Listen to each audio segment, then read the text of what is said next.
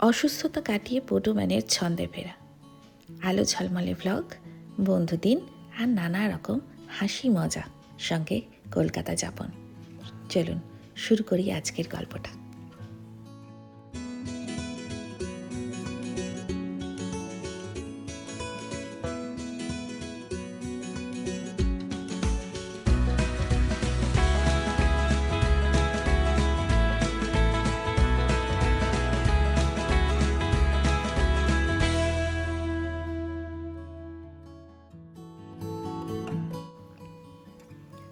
কোনোদিনও পটুর কষ্টের অসুস্থতার ফটো আপনাদের দেখাই না, সবসময় আলো ঝলমলে দিকটাই দেখাই। কলকাতায় ছুটি কাটাতে এসে পটুম্যান হলেন চরম অসুস্থ, তাই কয়েকটা দিন একটু আড়ালে থাকলাম আমরা। এখন পটু একদম সুস্থ, তাই একটা রোদ ঝলমলে ভিডিও নিয়ে আজকে চলে এলাম। ব্লাড টেস্ট, দুটো ডাক্তার, নানা রকমের ওষুধ, পথ্য টোটকা এই সমস্ত করে পটু এখন একেবারে স্বাভাবিক, ফিরেছে ডেইলি অ্যাক্টিভিটিতে। কি হয়েছিল পটুর আমরা প্রথমে বুঝতেই পারিনি, জানেন।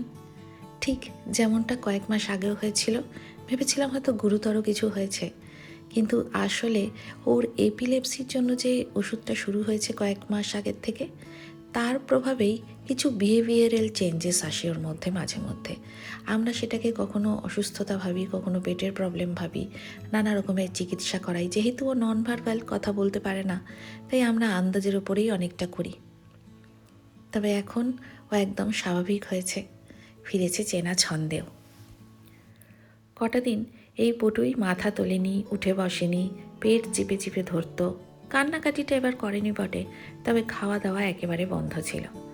এখন একেবারে স্বাভাবিক, তবে খাওয়া দাওয়াটা আগের মতো ফেরেনি, আস্তে আস্তে ঠিক হবে হয়তো। পার্কে নিয়ে যাওয়াতে দেখলাম বেশ খুশি হলো। অনেক দিন পর পার্কে গিয়েই কিন্তু ওর মুখে প্রথম হাসিটা ফুটলো আজকে।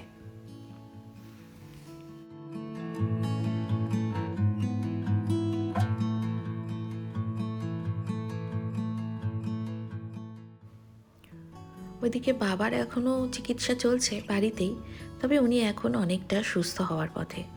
আপনারা সবাই পটুর আর বাবার খোঁজ নিয়েছেন এ কটা দিন, তাই আপনাদেরকে এই সংবাদটুকু দিলাম। পটু আস্তে আস্তে ঠিক হচ্ছে, চলছে বেউ থেরাপি।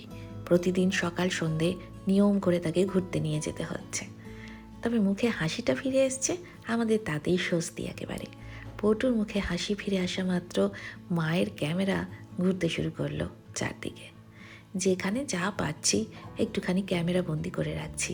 আর তো মাত্র কটা দিন, ফিরে যেতে হবে এই চেনা রাস্তা, অলি গলি, রিক্সা, হলুদ ট্যাক্সি, সমস্ত কিছু ছেড়ে। আসলে কলকাতায় আসা তো শুধু কটা মানুষের জন্য নয়, ভিক্টোরিয়া বা চিড়িয়াখানার জন্য নয়, এক প্লেট বিরিয়ানির জন্যও নয়।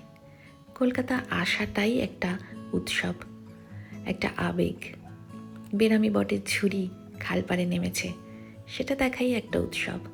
বিনা কারণে গাড়িতে বসে বসে এক গাদা খড় নিয়ে চলে যাওয়া গাড়িটা, সেটাই আমার কাছে একটা পাওনা। লালি লেজ নাড়িয়ে নাড়িয়ে, কান দুলিয়ে দুলিয়ে রোদ পোহাচ্ছে, আর ঠিক তার পাশটিতে বসে আছি আমি এক ভাঁড় গরম চা নিয়ে। শীতের দুপুরে রোদ এসে পড়ছে আমার গায়েও। বেকারির বিস্কুটে একটা কামড় দিচ্ছি, তাড়িয়ে তাড়িয়ে এই 7.5 মিনিটের চা বিরতি। এটাই আমার কাছে একটা অষ্টমীর মতো উদযাপন। ফিরছি হয়তো কোথাও থেকে, পাড়ার অলি গলি দিয়ে। এই যে বিট্টুদের বাড়ি, বাবিনদের বাড়ি, এর আশপাশ দিয়ে যখন গাড়িটা ঘুরে চলে যাচ্ছে, রং বদলে যাওয়া, ফাঁকা হয়ে যাওয়া বাড়িগুলো দেখছি। কোন বাড়ি ভাঙা পড়েছে, কারা কারা থাকতো সেই বাড়িতে ভাবছি। পাড়ার এই স্কুল বাড়ি, এখানে ছন্দকে ঠাম্মা পড়াতেন, তো আমরা এই স্কুল বাড়িকে ঠাম্মা স্কুল বলি। এই বদলে যাওয়া ঠাম্মা স্কুল, সামনে তৈরি হওয়া নতুন একটা ফাউন্টেন, হয়তো ভালো, হয়তো নতুন, হয়তো পুরনোর গন্ধ হারিয়ে যাওয়া। এইসব ভাবতে ভাবতে ওষুধের দোকান, দুধের দোকান, পার্টি অফিস, আনাচে কানাচে নতুন হাজার মুখ, হয়তো চিনতেও পারি না, আজ চেনা এই পাড়াটা, তবুও চেনা চেনা ঠেকে। অচেনা মুখগুলো মনে হয় হয়তো কখনো দেখেছি, মনে রাখতে পারিনি। নতুনকে দোষ দিয়ে লাভ নেই, বরং এইভাবে ভাবা যায় যে এই শহরে আজও আমার ফেরার জায়গা আছে। সারাটা বছর মুখ গোমড়া করে বসে থাকা দোতলার বারান্দায় কয়েকটা দিন খেলা করবে ব্যাঙ্গালোরের রোদ, শুকোবে কয়েকটা ছোট ছোট জামা। পৌষের রোদ চুঁইয়ে পড়ছে গ্রিলের ফাঁক দিয়ে বারান্দার ভেতরে। একটা লাল টুকটুকে মোজা মেলা আছে, সেটা ছায়া পড়ছে গিয়ে সামনের দেয়ালটায়। এই দৃশ্যগুলোই সুখ, এগুলোই আমার কলকাতা যাপন।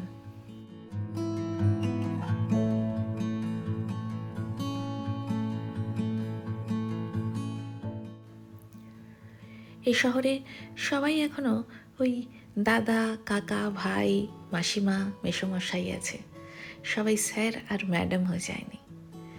এখনো আন্তরিক ফেরিওয়ালা খোঁজ খবর নিয়ে যায়, জিনিস না কিনলেও কুশল সংবাদটুকু নিয়ে যায় বাড়ির দোরগোড়ায় এসে।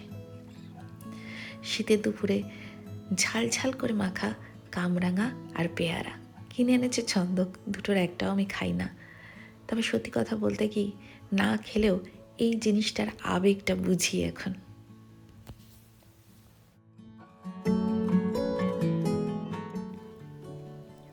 চব্বিশ বছর বয়সে বিয়ের পরে হয়েছিলাম এই এক গোছা চাবির মালিক।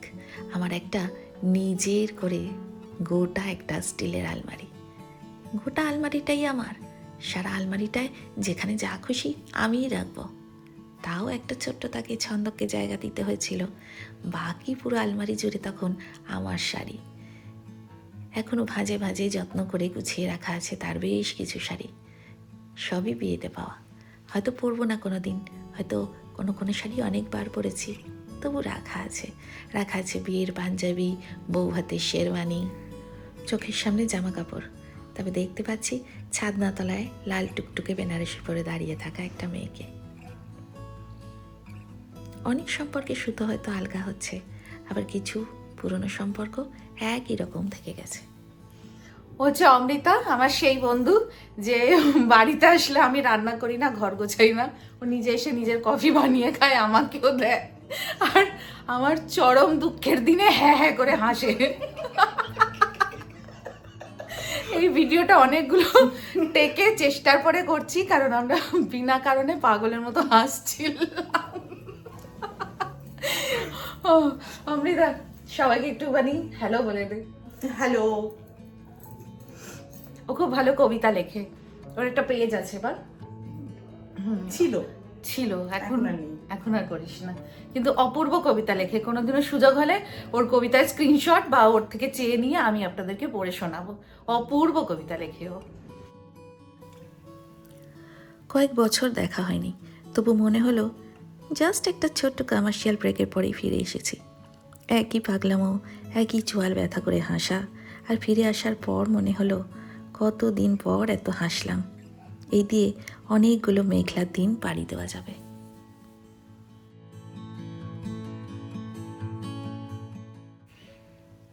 এই যে সমস্ত আঙ্কেল, আন্টি, দাদু, ঠাম্মিরা দেখে নাও, পটু সিং বাবার কাছে বসে ফেসিয়াল করছে। একটু সাজুগুজু করে নিতে হবে না? হাতে তো মাত্র আর একটা উইকেন্ড, কত বেউ বেউ করতে হবে, অনেক জায়গায় যেতে হবে একদিন দিদার বাড়ি, একদিন শ্যামবাজার, আরও অনেক অনেক জায়গায় যাওয়া বাকি। 1 মাসের ছুটির মধ্যে 10-12 দিন তো শরীর খারাপেই চলে গেল, বাকি কটা দিন তো একটু ভালো করে ঘুরু ঘুরু করে নিতে হবে, তাই না? এখন বাজে 9:30, পটু সিং ফিরেছে একদম রুটিনে। সেই কারণে ডিনারের পরে পটু সিং যাবে ঘুরতে। এখন কিন্তু কলকাতায় জাঁকিয়ে ঠান্ডা পড়েছে, তাই ভালো করে সোয়েটার টোয়েটার পরে তারপরে পটু সিং যাবে বাবার সঙ্গে ঘুরতে।